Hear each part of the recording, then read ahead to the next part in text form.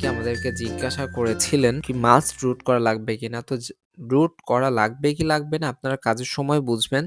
But root না করে root করলে যে ব্যাপারগুলা করা পসিবল সেই ব্যাপারগুলা আপনারা এই ধরনের অনেকগুলা ভার্চুয়াল স্পেস ইউজ করতে পারেন। তার ভেতরে X8 স্যান্ডবক্স অন্যতম। এখন X8 স্যান্ডবক্স এইটা কিন্তু প্রিমিয়াম কেনা লাগে, নট ফ্রি কোনো অ্যাপ।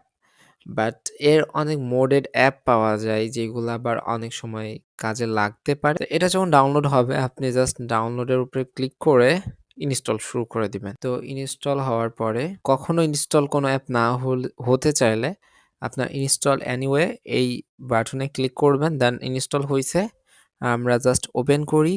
দেখেন ওপেন করার সময় ফার্স্ট এগ্রি করলাম, দেন যা যা অ্যালাউ চাইবে সব অ্যালাউ দিয়ে দিবেন। সেটিং থেকে ডিসপ্লে ওভার অ্যাপ এটা তো মাস্ট অ্যালাউ দিবেন। দেখেন S8 স্যান্ডবক্স অ্যালাউ দিলাম, দেন লোড হচ্ছে। এখানে টিউটোরিয়ালগুলো দেখাইতেছে মানে X8 স্যান্ডবক্সটা কিভাবে আপনারা ইউজ করবেন। তো আমরা এটা নেক্সট টাইম করব। অলমোস্ট এটা একটা ভিআইপি, দেখেন এখানে ভ্যালিড এত দিনের জন্য এখনো ভিআইপি রয়েছে।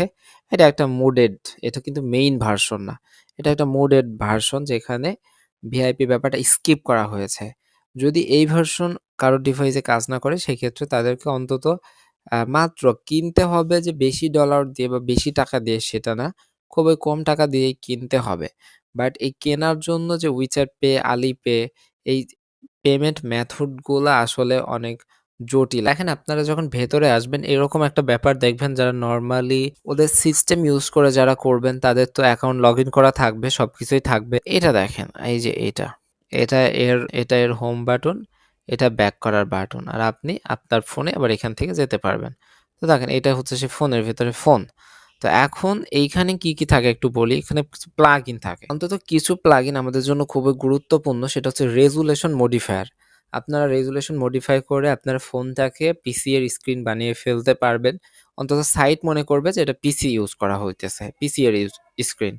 বা আপনারা একটা ফোন থেকে আরেকটা ফোনের হচ্ছে রেজুলেশন বলতে স্ক্রিনের সাইজটা আপনারা ব্যবহার করতে পারবেন। দেন স্পিড হ্যাক, X8 স্পিডার প্লাগইন।